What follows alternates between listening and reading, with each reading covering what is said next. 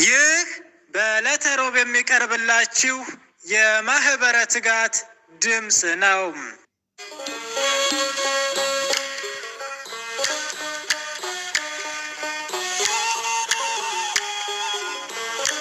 በስመ አብ ወወልድ ወመንፈስ ቅዱስ አሐዱ አምላክ አሜን። የኤማሁስ መንገደኞች። ኤማሁስ ከኢየሩሳሌም 60 ምዕራፍ ላይ የምትገኝ ከተማ ናት። የቀሊዮጳ ቤት በኤማሁስ ይገኝ ስለነበር ጌታ ኢየሱስ ከተንሳኤው በኋላ ተገለጠባት። ክርስቶስን መቃብር ያስቀረው የመሰላቸው ሁለቱ ደቀ መዛሙርት ሉቃስና ቀሊዮጳ ወደ ኤማሁስ ጉዞ ጀመሩ። በኢየሩሳሌም የሆነውን እያወሩ ሲመራመሩ ኢየሱስ ራሱ ቀርቦ ከእነርሱ ጋር ይሄድ ነበር። ሰላም ጤና ይስጥልን ውድ አድማጮቻችን፣ ትጋት የአባ ዮሐንስ የመንፈስ ቅዱስ ፍሬዎች እንደምን ሰነበታችሁ? የእግዚአብሔር ሰላም በያለንበት ከሁላችንም ጋር ይሁን አሜን። ይህ በዕለተ ሮብ ተዘጋጅቶ ወደ እናንተ የሚቀርብላችሁ መንፈሳዊ የዜና መርሃ ግብራችን ነው። በዛሬው የዜና ሀተታችን የኤማሁስ መንገደኞች በሚል ይዘንላችሁ ቀርበናል። ከዜናው ጋር አብረናችሁ ቆይታ የምናደርገው እኔም ወንድማችሁ ለገሰና እህታችን ቃል ኪዳን ወለተ ስላሴ በጋራ በመሆን ነው። እስከ መርሃ ግብራችን ፍጻሜ አብራችሁን እንድትቆዩ እየጋበዝኩ ወደ ዝርዝር ዜናው አልፋለሁ።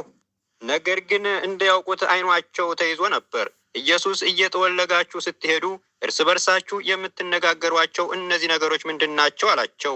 ቀሊዮጳ አንተ በኢየሩሳሌም እንግዳ ሆነ ለብቻ ትኖራለህን? በእነዚህ ቀኖች በዚያ የሆነውን አታውቅምን? ብሎ መለሰለት። ጌታም ይህ ምንድን ነው? አላቸው። እነርሱም በእግዚአብሔር በሕዝቡ ሁሉ ፊት በስራና በቃል ብርቱ ነቢይ ስለነበረው ስለ ናዝሬቱ ኢየሱስ እርሱንም የካህናት አለቆችና መኳንንቶቻችን ለሞት ፍርድ እንዴት አሳልፈው እንደሰጡትና እንደሰቀሉት ነው። እኛ ግን እስራኤልን እንዲበጅ ያለው እርሱ እንደሆነ ተስፋ አድርገን ነበር። ይህ ከሆነ ዛሬ 3ኛው ቀን ነው። ከእኛ ውስጥ ማልደው ከመቃብሩ ዘንድ የነበሩት አንዳንድ ሴቶች አስገረሙን። ስጋውን ባጡ ጊዜ ሕያው ነው የሚሉ የመላእክትን ራእይ አየን ሲሉ መጥተው ነበር። ከእኛም ጋር ከነበሩት ወደ መቃብሩ ሂደው ሴቶች እንደተናገሩት መጥተው አገኙት፣ እርሱን ግን አላዩትም አሉት። ኢየሱስም እናንተ የማታስተውሉ ነቢያትም የተናገሩትን ሁሉ ልባችሁ ከማመን እየዘገየ ክርስቶስ ይህን መከራ ይቀበል ዘንድ እና ወደ ክብሩ ይገባ ዘንድ ይገባው የለምን? አላቸው። የበዓለ ትንሣኤ 3ኛ ሳምንት መዝሙር ወበእሑድ ሰንበት ነው። ወንጌሉ የሉቃስ ወንጌል ምዕራፍ 24 ቁጥር 13 እስከ 33 ድረስ ነው። ከትንሣኤ እስከ በዓለ ጲራቅሊጦስ ያሉ ሰናብት ስለ ክርስቶስ የዓለም መድኃኒትነትና በክብር በኃይሉና በስልጣኑ ስለመነሳቱ የሙታን ሁሉ በኩር ትንሣኤ ስለመሆኑ ነው በስፋት የሚሰበከው። የመጀመሪያው በዓለ ትንሣኤና ዳግም ትንሣኤ የበዓለ ጲራቅሊጦስ ቀለሙ አይለወጥም፣ ምንባባቱና ወንጌላቱም አይለወጡም። በበዓለ 50 ውስጥ ያሉ ሌሎች ሰንበታት ግን ምንባባቸውና መዝሙራቸው ስለ በዓለ ፋሲካ ስለ ነገረ ትንሣኤው ቢያወሩም ቀለማቱ ይለያያሉ። የሶስተኛው የበዓለ ፋሲካ እሑድ ሰንበት ወንጌል የሉቃስ ወንጌል ምዕራፍ 24 ቁጥር 13 እስከ 33 ያለው ነው።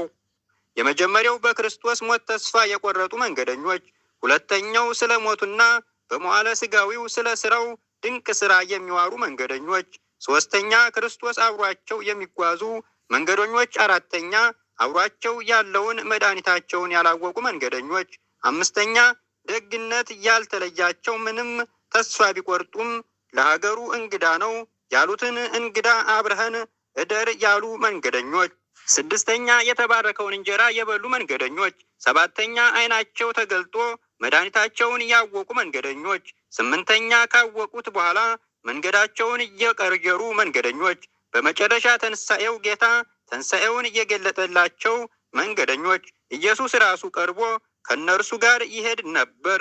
የሉቃስ ወንጌል ምዕራፍ 24 ቁጥር 15።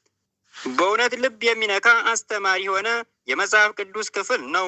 የሉቃስ ወንጌል ምዕራፍ 24 ቁጥር 13 እስከ 37 ድረስ ያለው ክፍል የኤማሁስ መንገደኞች ክፍል 1 የተሰበረ ልብና የጠፋ ተስፋ፣ የሉቃስ ወንጌል ምዕራፍ 24 ቁጥር 13 እስከ 24። ወንድሞቼና እህቶች በዚህ ክፍል ውስጥ ሁለት ሰዎች በሐዘን የተሞሉ ልቦች ይዘው ከኢየሩሳሌም ወደ ኤማሁስ ሲጓዙ እናያለን። እነርሱ የኢየሱስ ክርስቶስ ተከታዮች ነበሩ። በገዛ ዓይናቸው ታምራቱን አይተዋል፣ ትምህርቱንም ሰምተዋል። ነገር ግን አሁን እርሱ ተሰቅሏል፣ ሞቷል ብለው ተስፋቸውም ደብዝዞ በተስፋ መቁረጥ ስሜት እየተጓዙ ነው። ቅዱስ ሉቃስ ስለሆነው ነገር ሁሉ እርስ በርሳቸው ይነጋገሩ ነበር ይላል ቃሉ። ቁጥር 14 በልባቸው ውስጥ የነበረው ሐዘን፣ ግራ መጋባትና ጥያቄዎች በንግግራቸው ውስጥ በግልጽ ይታያል። እኛ ግን እስራኤልን እንዲቤዥ ያለው እርሱ እንደሆነ ተስፋ አድርገን ነበር። ቁጥር 21 ሲሉ ያለፈውን ተስፋቸውን ያስታውሳሉ። ይህ ክፍል በሕይወታችን ውስጥ ተስፋችን ሲሰበር፣ ልባችን በሐዘን ሲደቅቅ ምን እንደሚሰማን ያስተምረናል። ብዙ ጊዜ እግዚአብሔር በምንጠብቀው መንገድ ባይሆንልንም ሁኔታዎች ከቁጥጥራችን ውጭ ሲሆኑ ግራ ልንጋባ እንችላለን። ልክ እንደነዚህ መንገደኞች ይህ እንዴት ሊሆን ይችላል ብለን ልንጠይቅ እንችላለን። በፈተና ጊዜያት እንኳን ተስፋችንን በእግዚአብሔር ላይ ማድረግ መተው የለብንም። ሐዘናችንና ጥያቄዎቻችንን እውነት ቢሆኑም ከሁኔታዎች በላይ የሆነ አምላክ እንዳለን እናስታውስ። ክፍል 2 ያልታወቀው ተጓዥ እና የተደበቀው እውነት የሉቃስ ወንጌል ምዕራፍ 24 ቁጥር 25 እስከ 27። በዚህ ወቅት ነው ኢየሱስ ራሱ ቀርቦ ከእነርሱ ጋር የሚሄደው። ነገር ግን እንዳያውቁት ዓይናቸው ተይዞ ነበር። ቁጥር 16 እንዴት ይህ ሊሆን ቻለ? በሐዘናቸው በጣም ተውጠው ስለነበር ደግሞ ትንሣኤውን ገና ስላላመኑ ነው። ኢየሱስ ክርስቶስ ግን ዝም ብሎ አልተዋቸውም። እናንተ የማታስተውሉ ነቢያትም የተናገሩትን ሁሉ ልባችሁ ከማመን የዘገየ ክርስቶስ ይህን መከራ ይቀበል ዘንድና ወደ ክብሩ ይገባ ዘንድ ይገባው የለምን? ቁጥር 25 እስከ 26 አላቸው። ከዚያም ከሙሴና ከነቢያት ሁሉ ጀምሮ ስለ እርሱ በመጽሐፍ ሁሉ የተጻፈውን ተረጎመላቸው። ቁጥር 27 እነዚህ ላይ ኢየሱስ ክርስቶስ ራሱ መምህራቸው ሆነላቸው። ከመጽሐፍ ቅዱስ ስለ ራሱ ትንቢቶች እያስረዳቸዋል። ምንም እንኳን በዚያን ጊዜ ማንነቱን ባያውቁም ቃላቱ ልባቸውን እያሞቀው ነበር። ቁጥር 32 እግዚአብሔር በምንጠብቀው መንገድ ባይገለጥልንም እንኳን በዙሪያችን አለ። እውነትን ለመረዳት ልባችንን ክፍት ማድረግና ቃሉን ማጥናት አስፈላጊ ነው። መጽሐፍ ቅዱስ ለሕይወታችን ጥያቄዎች ሁሉ መልስ ይዟል። ክፍል 3 የእንግዳ ተቀባይነት ኃይልና የታወቀ ጌታ የሉቃስ ወንጌል ምዕራፍ 24 ቁጥር 28 እስከ 35። መንገዱ ሲመሽ ወደ ኤማሁስ ሲቃረቡ ኢየሱስ ክርስቶስ ለመሄድ እንደፈለገ አሳያቸው። ነገር ግን እነዚያ ሁለት ሰዎች ከእኛ ጋር እደር፣ ማታ ቀርቧልና ቀኑም ሊመሽ ጀምሯል፣ ቁጥር 29 ብለው አጥብቀው ለመኑት። የእንግዳ ተቀባይነታቸው ምንኛ ድንቅ ነው! ውድ አድማጮቻችን፣ ትጋት የአባ ዮሐንስ የመንፈስ ቅዱስ ፍሬዎች። እነሆ ዘገባችን እንደቀጠለ ነው። ቀጣዩን ዘገባ እህታችን ቃል ኪዳን ወልደ ስላሴ ታቀርብልናለች። በድጋሜ አብራችሁን ቆዩ።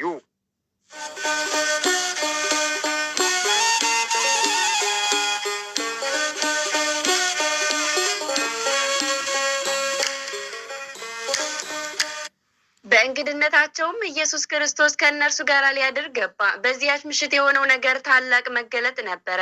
ከእነርሱም ጋር በማዕድ ተቀምጦ ሳለ እንጀራውን አንስቶ ባርኮ ቆርሶ ሰጣቸው። ዓይናቸውም ተከፈተ፣ አወቁትም። እርሱም ከእነርሱ ተሰወረ። ቁጥር 30 እስከ 31። በእነዚያ የታወቁ የእጅ ምልክቶች እንጀራውን አንስቶ ባርኮ ቆርሶ ሲሰጣቸው ኢየሱስን አወቁት። ያዩትና የሰሙት ሁሉ ድንገት ትርጉም አገኘ። ሞት የመጨረሻው መጨረሻ እንዳልሆነ ተገነዘቡ። ትንሣኤው እውነት ነው። የእንግዳ ተቀባይነት ልብ መኖሩ በረከትን ያመጣል። እግዚአብሔር ባልጠበቅነው መንገድ በሕይወታችን ውስጥ ሊገለጥ ይችላል። ጌታችን ኢየሱስ የምናውቀው በቃሉ ብቻ ሳይሆን በህብረትና በምስጋና በጸሎት ጊዜያትም ጭምር ነው። ክፍል 4 የተለወጠው ሕይወትና የተሰበከው የምስራች። ሉቃስ ምዕራፍ 24 ቁጥር 33 እስከ 37። ያዩትንና ያመኑትን ዝም ብለው ሊቀመጡ አልቻሉም። በዚያች ሌሊት ተነስተው ወደ ኢየሩሳሌም ተመለሱ። ድካምና የሌሊቱ ጨለማ አላገዳቸውም። በልባቸው የነበረው ደስታና እውነትን የማካፈል ፍላጎት ከሁሉም በላይ ነበር። ወደ ኢየሩሳሌምም ሲደርሱ ሐዋርያትንና ሌሎች ከእነርሱ ጋር የነበሩትን ጌታ በእውነት ተነስቷል፣ ለስምዖንም ታይቷል፣ ቁጥር 34 ሲሉ በአንድነት ተሰብስበው አገኟቸው። እነርሱም በመንገዳቸው የሆነውንና እንጀራውን በቆረሰ ጊዜ እንዴት እንደታወቃቸው ነገሯቸው። ቁጥር 35 ይህንን ሲናገሩ ኢየሱስ ራሱ በመካከላቸው ቆሞ ሰላም ለእናንተ ይሁን አላቸው። ቁጥር 36 ምንም እንኳን መጀመሪያ ላይ ቢደነግጡና ቢፈሩም ቁጥር 37 ያዩት እውነተኛው ትንሣኤ ያገኘ ኢየሱስ ክርስቶስ እንደሆነ ተረጋገጠላቸው። እውነተኛ እምነትና ከትንሣኤው ጋር መገናኘት ሕይወትን ይለውጣል። ያገኘነውን እውነት ለሌሎች ለማካፈል እንነሳለን። የትንሣኤው የምስራች የፍርሃትንና የጥርጣሬን ኃይል ይሰብራል። እውነት ነው ወንድሞችና እህቶች፣ የኤማውስ መንገደኞች ታሪክ በዚያ ወቅት ለነበሩ ሁለት ሰዎች ብቻ የተከሰተ ድንቅ ነገር አይደለም። ይልቁንም ይህ ታሪክ የሁላችንም ሕይወት ጉዞ ነጸብራቅ ነው። በየዕለቱ በምናደርገው ጉዞ ውስጥ፣ በምናሳልፋቸው ውጣ ውረዶች ውስጥ፣ በደስታ ችንና በሐዘናችን መካከል የዚህ ታሪክ ፍንጮች አሉ። የተሰበረ ልብና የጠፋ ተስፋ በዕለት ተዕለት በሕይወታችን ውስጥ ስንቶች ጊዜያት ተስፋችን እንደተሰበረ፣ ልባችን በሐዘን እንደደቀቀ ይሰማናል። የምንወዳቸውን ሰዎች በሞት ስናጣ፣ በስራችን ስንወድቅ፣ በግንኙነታችን ውስጥ ችግር ሲፈጠር፣ በጤናችን ስንታመም ወይም ደግሞ ዓለም በዙሪያችን ትርጉም የለሽ ስትመስል ተስፋ ልንቆርጥ እንችላለን። ልክ እንደ ኤማሁስ መንገደኞች ወዴት እየሄድን ነው? ለምን ይህ ሁሉ ይደርስብናል? ብለን እንጠይቃለን። የወደፊት ጊዜ ጭጋጋማና ጨለምተኛ ሊመስለን ይችላል። ያልታወቀው ተጓዥና የተደበቀው እውነት በዕለት ተዕለት ሕይወታችን ብዙውን ጊዜ በሕይወታችን ውስጥ መልስ ያጡልን የሚመስሉ ሁኔታዎች ይፈጠራሉ። ችግሮቻችንን ለመረዳት እንታገላለን። ለምን እንደተፈጠሩ እንቆጫለን። ልክ እንደ ኤማሁስ መንገደኞች እውነቱ ከፊታችን ተደብቆ ሊሆን ይችላል። በችግራችንና በሐዘናችን በጣም ስለተጠመድን በዙሪያችን ያለውን የእግዚአብሔርን መገኘት ላናስተውል እንችላለን። ልክ በሕይወታችን ውስጥ ስንቶች ጊዜያት ተስፋችን እንደተሰበረ፣ ልባችን በሐዘን እንደናችን ስንታመም ወይም ደግሞ ዓለም በዙሪያችን ትርጉም የለሽ ስትመስል ተስፋ ልንቆርጥ እንችላለን። ልክ እንደ ኤማሁስ መንገደኞች ወዴት እየሄድን ነው? ለምን ይህ ሁሉ ይደርስብናል? ብለን እንጠይቃለን። ነገር ግን አይኖቻችን በጭንቀትና በሐዘን ተሸፍነው እርሱን ላናየው እንችላለን። የእንግዳ ተቀባይነት ኃይልና የታወቀው ጌታ በዕለት ተዕለት ሕይወታችን ውስጥ ለሌሎች እንግዳ ተቀባይነት ስናሳይ፣ ፍቅርና ደግነት ስናደርግ፣ ባልጠበቅነው መንገድ የእግዚአብሔርን መገኘት ልናስተውል እንችላለን። ክርስቶስ አማኞችን በመንገዳቸው ቃሉን እየገለጠ በኖሯቸው እየደገፈ ወደ ሙላቱ ያወጣቸዋል። በሕይወት ዘመናችን የእርሱ ቃል፣ ፍቅር፣ ጥበቃ፣ ምሕረትና ቸርነት ያስፈልገናል። እስከ ዓለም ፍጻሜ ከእናንተ ጋር ነኝ በሚለው አምላካዊ ቃል ኪዳን መሰረት በጉዟችን ሁሉ አብሮነቱ አይለየንም። የማቴዎስ ወንጌል ምዕራፍ 28 ቁጥር 20 እርሱም በሚናፍቅ ልብ ቅዱሳት መጻሕፍትን በማንበብና ቅዱስ ቁርባንን በመቀበል ከእኛ ጋር ሁን ታስፈልገናለህ በማለት አብሮ እንዲሆን መለመን አለብን። የኤማሁስ መንገደኞች ተስፋ ሲቆርጡ ጌታ በመካከላቸው ተገኝቶ ተስፋቸውን አለመለመላቸው። ባወቁትም ጊዜ ወደ ኢየሩሳሌም ተመለሱ። እርሱን ካወቅንና ካገኘን በኋላ ከኃጢአት ወደ ጽድቅ መመለስ አለብን። ዘወትርም እግዚአብሔርን እያመሰገንንና እየባረክን በመቅደሱ እንድንኖር አምላከ ቅዱሳን ይርዳን። ልክ እነዚያ መንገደኞች ኢየሱስን ወደ ቤታቸው ሲጋብዙት ዓይናቸውን እንደገለጠላቸው እኛም ልባችንን ለሌሎች ስንከፍት የእግዚአብሔርን ፍቅርና ጸጋ በሕይወታችን ውስጥ በግልጽ ልናይ እንችላለን።